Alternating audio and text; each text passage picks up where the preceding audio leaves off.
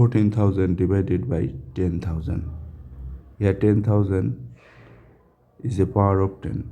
10, 100, 1,000, 10,000, these are power of 10. To divide a whole number by power of 10, just count the number of zeros and move the decimal point from this right to left. The number of zeros here is 1, 2, 3, 4.